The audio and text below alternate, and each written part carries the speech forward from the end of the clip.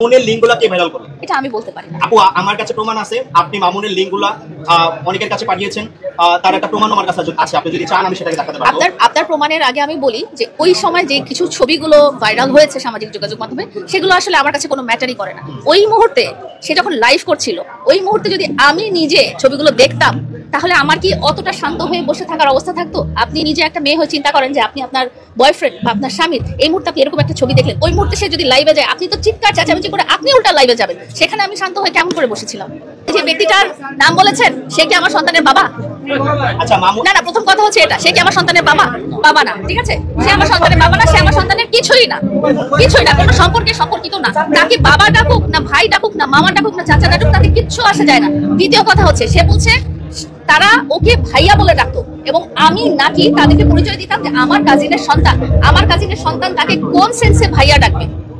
সেটা আপনারা নিজেরাই প্রকাশ করছেন, আমরা কি করব? আচ্ছা, যেটা বলছি যে যখন আপনারা দেখবেন যে এটা সামাজিক অবক্ষয়ের ব্যাপার হতে পারে, তখন সেটা স্প্রেড করবেন না। কেউ ভুল করতেই পারে, হয়তো সেই ব্যক্তি বলতে পারে যে আমি ভুলে সেদিন আমি একটা লাইভ করে ফেলেছিলাম, সেটা বলতেই পারে। তো তখন আপনাদেরও উচিত, যেহেতু আপনারা সে হয়তো হাইপার হয়েছিল বা রেগে ছিল, রাগের মুহূর্তে মানুষ অনেক কিছু করে ফেলতে পারে।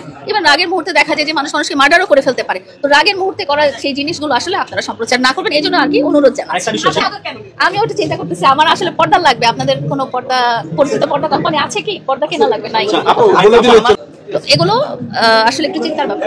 আচ্ছা, লাইলার কাছে কোশ্চেন, এগুলো মিথ্যা কথা, এগুলো সবাই জানে।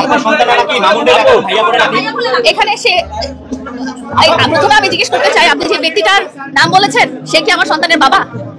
আচ্ছা মামুন, না, প্রথম কথা হচ্ছে এটা, সে কি আমার সন্তানের বাবা?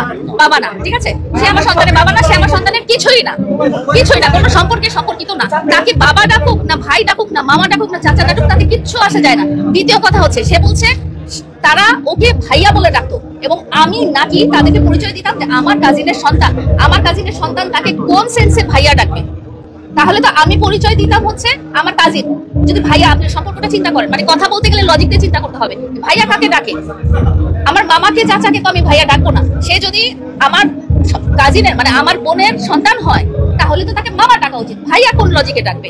ঠিক আছে, প্রথম কথা তো আমি বলে দিলাম, সে আমার সন্তানদের কিছুই না। তাকে বাবা ডাকতে হবে বা আঙ্কেল ডাকতে হবে বা কি ডাকতে হবে, সেটা কোনো it doesn't really matter. 2 number কথা হচ্ছে, তাদেরকে আমি পরিচয় যদি করিয়ে দিই তার কথা অনুযায়ী যে কাজিনের সন্তান, তাহলে তারা ডাকবে আঙ্কেল, তাহলে মামা, তাহলে চাচা, তাহলে তারা ভাইয়া ডাকে কেন? আপনি জিজ্ঞেস করেছেন কি? লাইলা রেগে গেলে কি করবে? লাইলা রেগে গেলে খুব মাথা গরম হয়ে যায়। মাথা গরম হলে লাইলা কি করবে? মাথা গরম হলে গাড়ি ছুরি গাড়ি করে ঘুরতে যাই। আচ্ছা আপু,